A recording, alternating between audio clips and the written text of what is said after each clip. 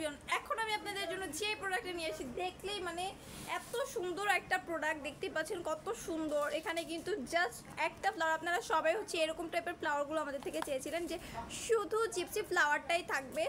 এখন কিন্তু হচ্ছে শুধু জিপসি ফ্লাওয়ারটাই রয়েছে, শুধু একটা না, বিভিন্ন কালার রয়েছে। আমি আপনাদেরকে দেখাচ্ছি। এখানে হোয়াইট কালারটার ভিতরে আপনারা দেখতে পাচ্ছেন শুধু জিপসি ফ্লাওয়ার থাকবে। বক্সগুলো প্যাকেজিংটা দেখতে পাচ্ছেন কতটা সুন্দর।